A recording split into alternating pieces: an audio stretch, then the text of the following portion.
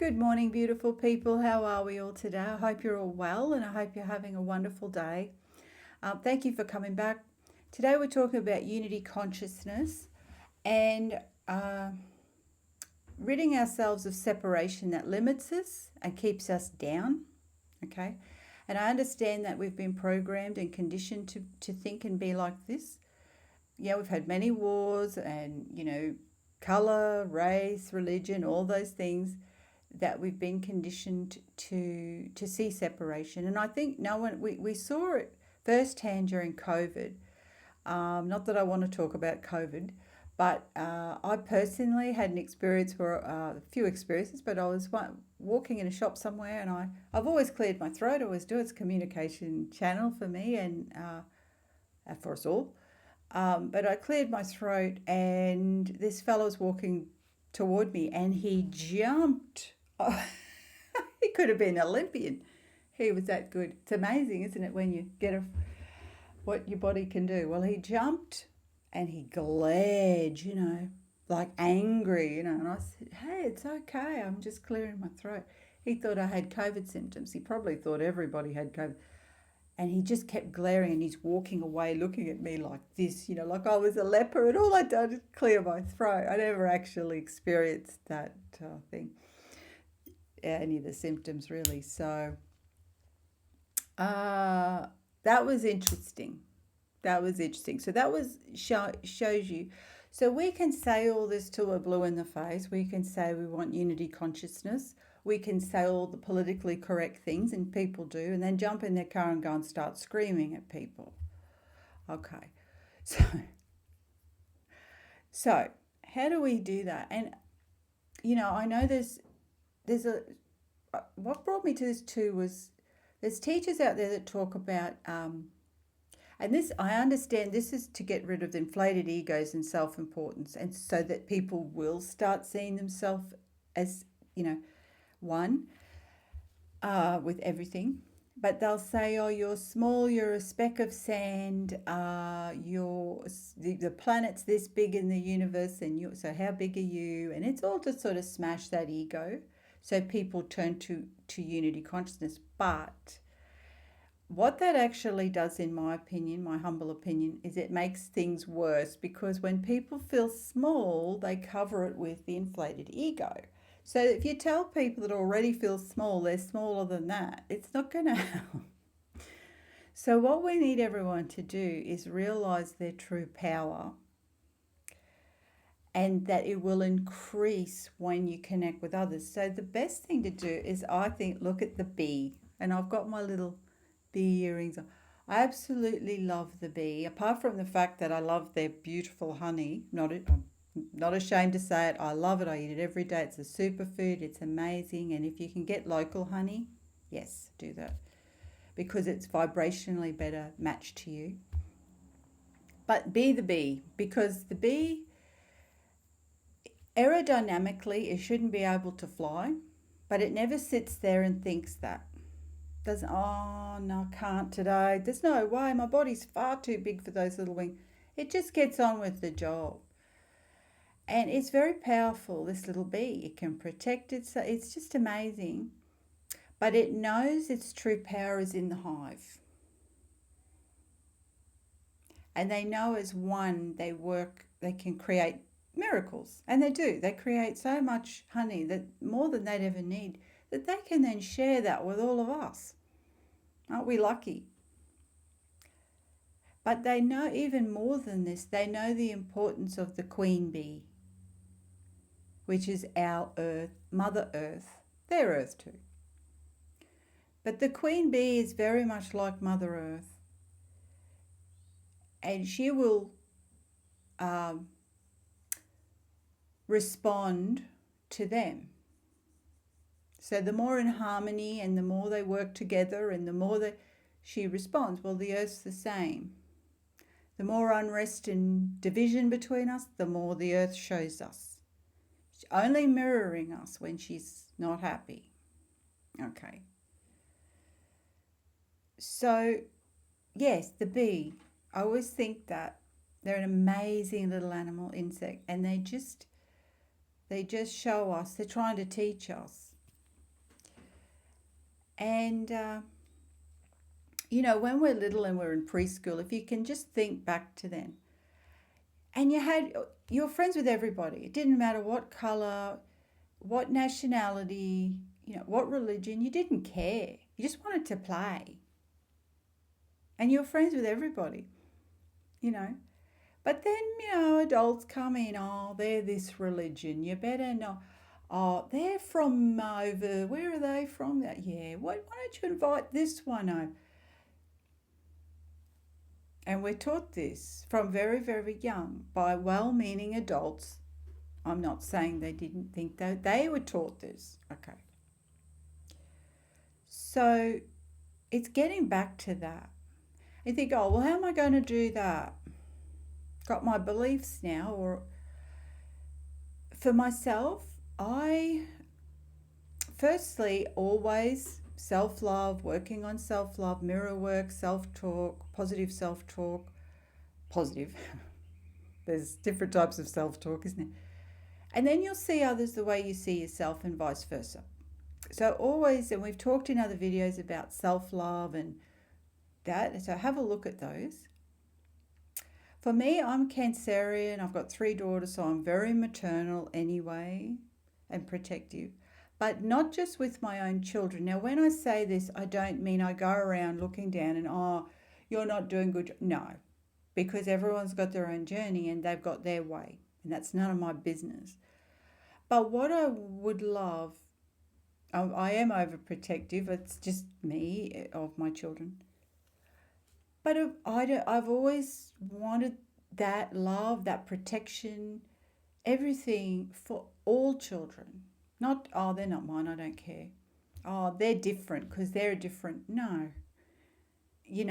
That has always been within me and will always be within me. Almost like I see other kids in the image of my own, and I don't mean that, I don't want anyone thinking, oh, that's a bit creepy, in a pure positive way. And if you don't have children or you don't feel that way, a way you can do this is by connecting with your own inner child. Now, in another dimension, right now, your inner child, your 8-year-old self, is there living their life, going through whatever it is they've got to go through. And you know what that is. So you can call them in and let them know you've got them, you love them, and you're there for them. And you can nurture them and make them stronger, and it'll benefit you and them. And you can do this with other people. You can see people as their inner child. Instead of seeing the grumpy old man coming towards you muttering, see the little boy, the scared little boy, the inner child, their 8-year-old self. It's funny, I've always had this thing about 8 years old. I only ever had one birthday party. It was the 8th birthday party. And so that, I don't know, I always make a big thing about the 8th birthday party, but it's sort of this milestone birthday almost to me. And it's when I feel that first 8 years of our life, we're in our feelings. And we don't see separation, even though we're told to. We don't. Not much anyway. Unless it's really drilled in and you're brainwashed night and day, but most people aren't. They hear snippets, you know what I mean. So that's me, but it's remembering the meaning of life as well, and that is love. And I remember probably about 11 years ago, April was probably only about 7, and we were watching something on television. It was people that had passed over had come back.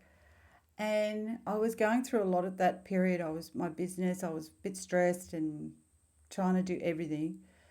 And I said, oh, what is the meaning of life? Now, even with my awareness, and yes, but it just come out. I was just talking aloud because I must have been having one of those days where it's, what is the meaning of life? Because, the people on there were all talking about all these things. And April just looked up at me and said, love, Mum. No hesitation, just, And this is another story with April that I'm not proud of this one. But I was in Atherton and I pulled up somewhere at a pedestrian crossing, and this man was walking across, and he's a lovely man. He's been in Atherton a long time. He's a bit of a cowboy. He's very nice, courteous. He always wants to help everybody. And I was sitting there and I said, I will just wait for so-and-so to walk across the road and then we'll go. And I said, he's such a lovely man, isn't he? And I said, he's gay. It's got absolutely nothing to do with it. And it was just it just come out. Oh, he's gay.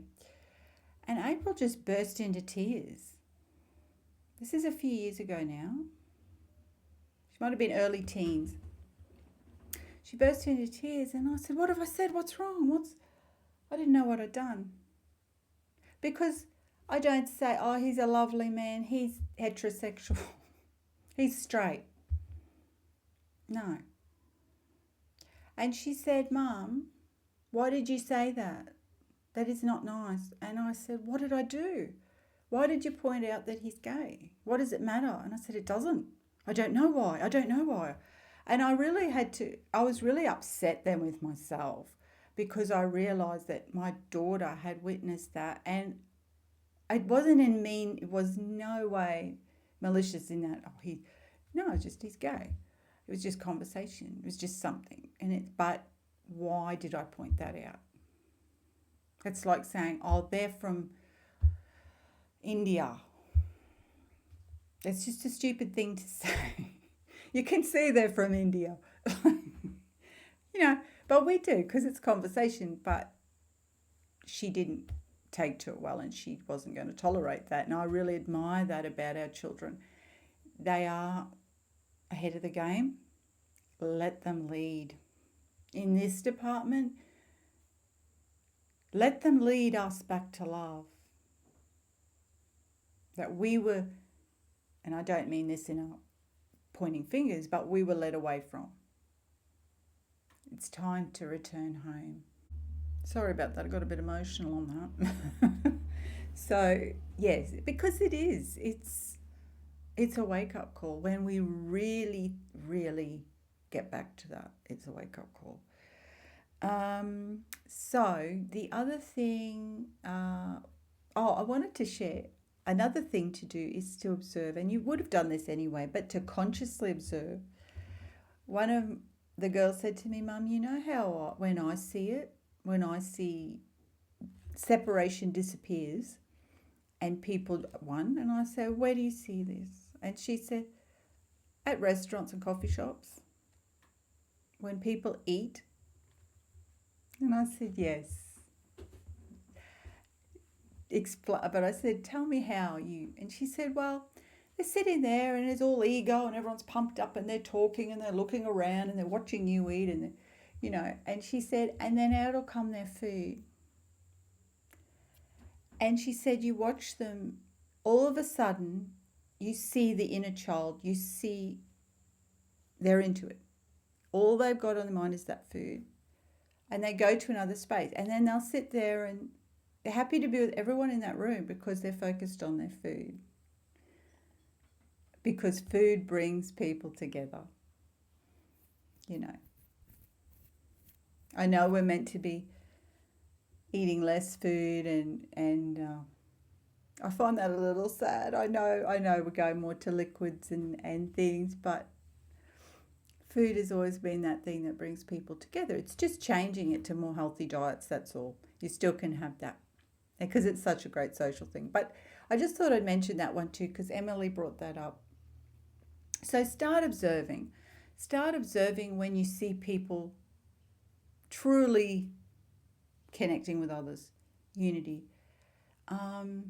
Creativity is the big one as well. And I've talked about creativity a lot in earlier videos. But creativity is the key to alignment. And when you're in your creative space and doing what you love, you really do open up those channels and alignment, and life just holds so much joy for you.